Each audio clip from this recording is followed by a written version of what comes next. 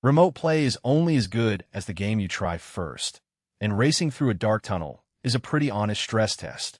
The Portal is receiving the PS5 stream, translating every steering correction and brake tap over the network, so latency and image clarity matter more than the spec sheet. The retail box keeps the promise simple. PlayStation in your hands, powered by the PS5 you already own. That is the key expectation to set early. This is not a standalone handheld console, but a dedicated remote play screen with dual sense-style controls built around it. Set beside a PS5, the Portal starts to make more sense physically. It is basically a wide display held between two controller halves, which sounds obvious until you pick it up. The shape is less like a tablet accessory and more like a dual sense stretched around your game. Setup can occasionally begin with something unglamorous, like date, time, and update checks. If the Portal complains before it reaches the main flow, do not panic. It depends on accurate system information and network access, so fixing the basics usually gets you moving again quickly. Sony's unboxing experience is about as minimal as it gets.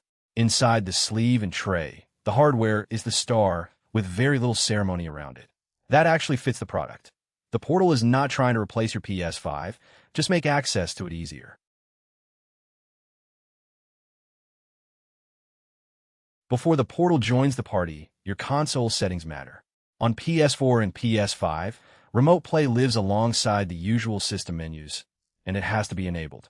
It is the kind of setting you touch once, then forget about until a new device needs pairing.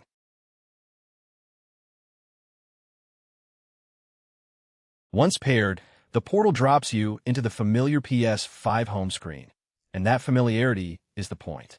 Your library, your account, your installed games all appear as if you were sitting at the television. The difference is that the screen is now in your hands. There is also a very human side to this device. People will immediately compare it with every handheld they already own.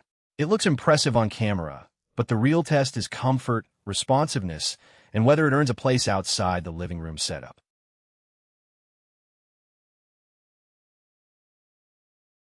The back of the box is a useful reminder of the fine print. The Portal leans on your PS5 and a network connection, and the packaging makes that dependency clear. Treat it as a remote window into your console, not as a separate PlayStation platform.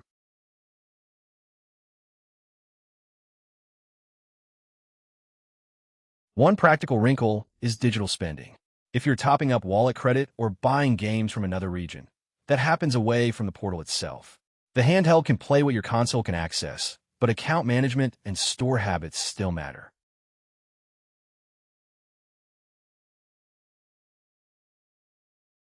Pairing is refreshingly direct when the console is ready. The Portal searches, finds the PS5, and asks you to select it. If the console has been offline or untouched for a while, you may need to wake it, sign in, or refresh the connection.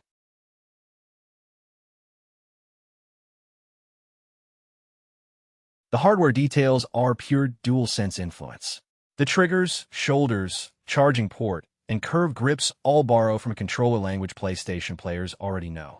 That helps the Portal feel less like a screen with buttons attached, and more like a proper first-party controller. Sony has supported remote play across phones, tablets, and computers for years, which is why the Portal is interesting. It is not inventing the feature. It is removing the awkward bits, phone clamps, controller pairing, tiny UI scaling, and battery juggling across multiple devices. On a phone, remote play is perfectly usable, especially in a pinch. But the experience depends on your screen size, your controller setup, and whether notifications or battery warnings interrupt you. The Portal's advantage is that it has one job and is shaped for it. Fighting games reveal the stakes quickly. Tekken looks great on a handheld screen, but timing-sensitive inputs can expose any weakness in a connection.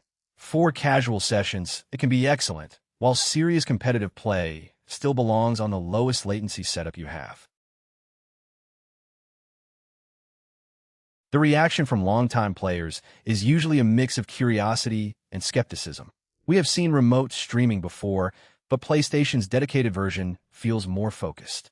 The question is not whether the idea works, but whether your home network makes it feel invisible.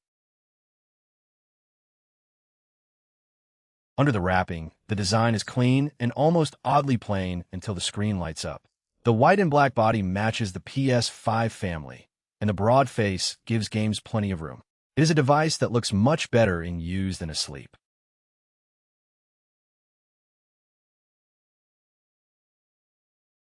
Bright arcade racers are a great match for the Portal.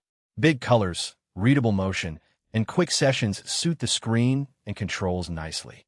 When a network is behaving, it is easy to forget the game is not running locally on the handheld.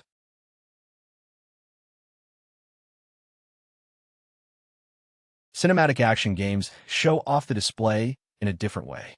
Dark scenes, warm lighting, and detailed characters can look surprisingly rich when the stream holds together. You are still watching compressed video from the PS5, but at handheld distance, it can feel very convincing. The system menu includes the small settings that make daily use smoother. Enabling remote play, checking connection history, and controlling linked devices are not glamorous features, but they decide whether the Portal feels instant or fiddly when you just want to play for 20 minutes. A common misconception is that remote play only belongs on home Wi-Fi. Natively, that is the simple route, but people also experiment with mobile data, hotspots, and network workarounds. The further you move from a stable router, the more connection quality becomes the whole story. The quick-start graphics on the protective film are almost charmingly direct. Press power, pay or play. That is the dream version of the product. In practice, the first few minutes are mostly updates, sign-ins, and permissions, but after that the routine becomes simple.